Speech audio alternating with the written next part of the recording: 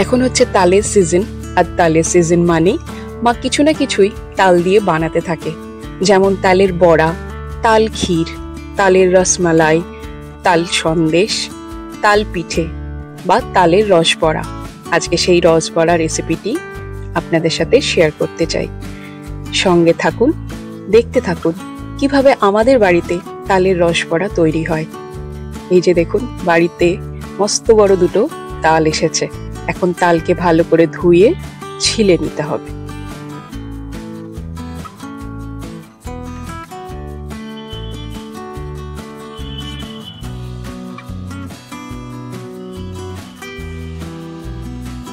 এখন তালের আঁটিগুলোকে আলাদা করে নিয়ে হাত দিয়ে একটু সামান্য চটকে তালের পাল্প বা কাঁধ আমরা বের করে নেব।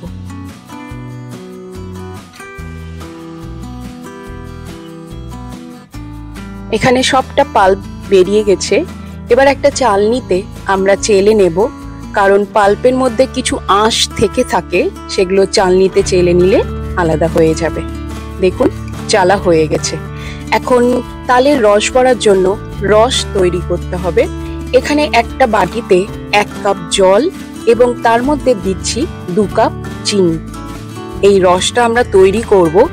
আর রসের মধ্যে দেওয়ার জন্য নেব ছোট এলাচ। এলাচটাকে একটু থেতো করে নেব।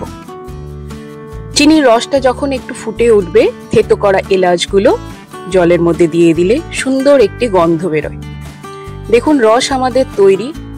রসটা কিন্তু খুব ঘন হবে না, রসটা ঠান্ডা হোক। এদিকে আমরা পরবর্তী ধাপে যাই। এখানে আমরা ক্ষীর নিয়েছি 150 গ্রাম, ময়দা নিয়েছি 1/2 কাপ, আর নিয়েছি আতপ চালের গুঁড়ো 1 কাপ। তালের পাল্পের মধ্যে আমরা চালের গুঁড়ো, ময়দা আর ক্ষীর এক এক করে সব দিয়ে ভালো করে মেখে নেব। আমরা এর মধ্যে আলাদা করে চিনি দিচ্ছি না, কারণ এটা বড়ার মতন ভেজে রসেই ডোবানো হবে। দেখুন, মাখা হয়ে গেছে। এবার একটি কড়াইয়ে পরিমাণ মতন তেল দেব বড়াগুলো ভাজার জন্য। তেল গরম হলে এর মধ্যে তালের বড়াগুলো ছেড়ে দেব।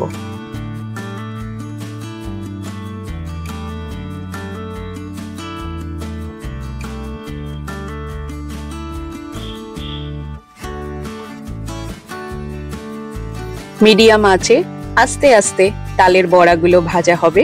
আর যখন ভাজা হয়ে আসবে, তেলের উপর বড়াগুলো দেখবেন সুন্দরভাবে ভেসে উঠবে। দেখুন, এবার ছান্তা হাতা দিয়ে তেল থেকে বড়াগুলোকে আমরা ছেঁকে তুলে নেব। তেলটা সবটা ঝরে গেলে তৈরি করা যে চিনির রস আছে তার মধ্যে বড়াগুলোকে আমরা ভিজিয়ে দেব। বড়াগুলো ভিজুক, পরবর্তী বড়াগুলো আমরা আস্তে আস্তে ভেজে নিই। এইভাবে সবটা বড়া ভেজে নিয়ে রসের মধ্যে ডুবিয়ে রেখে কিছুক্ষণ ভিজলেই রেডি আমাদের তালের রসবড়া।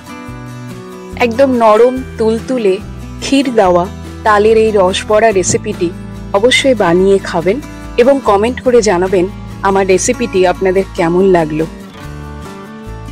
আর আমার এই ছোট্ট চ্যানেলের প্রতি আপনাদের ভালোবাসাটা দেখানো বন্ধ করবেন না।